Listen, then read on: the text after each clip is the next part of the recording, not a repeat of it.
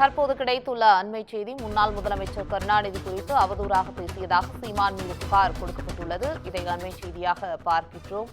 ஏற்கனவே விக்கிரவாண்டி இடைத்தேர்தல் பிரச்சாரத்தின் போது நாம் தமிழர் கட்சி நிர்வாகி ஒருவர் கருணாநிதி குறித்து அவதூறு பேசியதாக குறிப்பிடப்பட்டிருக்கக்கூடிய சூழ்நிலையில் தற்போது சீமான் மீது நடவடிக்கை எடுக்க கோரி சென்னை காவல் ஆணையர் அலுவலகத்தில் உயர்நீதிமன்ற வழக்கறிஞர் நடராஜன் புகார் கொடுத்திருக்கிறார். கருணாநிதி குறித்து அவதூறு கருத்துக்களை தெரிவித்து பாடல் பாடியதாக சீமான் மீது புகார் அளிக்கப்பட்டுள்ளது. இந்த விவகாரத்தில் தற்போது சீமான் மீது புகார் கொடுக்கப்பட்டுள்ளதை அண்மை செய்தியாக பார்க்கின்றோம்.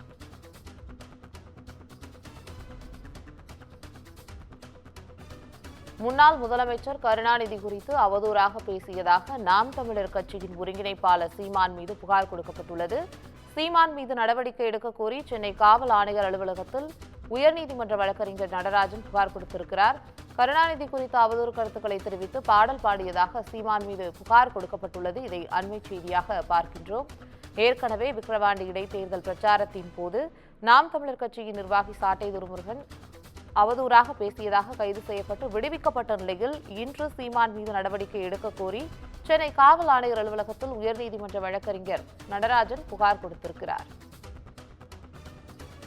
இதுகுறித்து கூடுதல் தகவல்களை தருவதற்காக செய்தியாளர் சுப்பிரமணியன் இணைகிறார். உங்களுடைய தகவல்கள். நாம் தமிழர் கட்சி நிர்வாகியான சாட்டை துரைமுருகனை திருச்சி சைபர் கிரைம் போலீசார் நேற்று கைது செய்தார்கள். முன்னாள் முதல்வர் கருணாநிதி குறித்து அவதூறாக சமூக வலைதளங்களில் அவர் பேசியது தொடர்பாக வழக்கு பதிவு செய்யப்பட்டு குற்றாலத்தில் வைத்து சாட்டை துரைமுருகனை திருச்சி சைபர் கிரைம் போலீசார் கைது செய்தார்கள். அதன் பிறகு அவர் நீதிமன்ற காவலுக்கு உட்படுத்த முடியாது என்று நீதிபதி தெரிவித்த காரணத்தினால் விடுவிக்கப்பட்டார். இந்த சம்பவத்தை கண்டித்து சீமான் நேற்று செய்தியாளர் சந்திப்பின் போது தன்னை கைது செய்யும்படியும் சாட்டை துரைமுருகன் தெரிவித்திருந்த அதே கருத்தை, முன்னாள் முதல்வர் கருணாநிதி குறித்த கருத்தை செய்தியாளர் சந்திப்பின் போது அவர் தெரிவித்திருந்தார். ஒரு பாடலாகவும் அவர் பாடியிருந்தார்.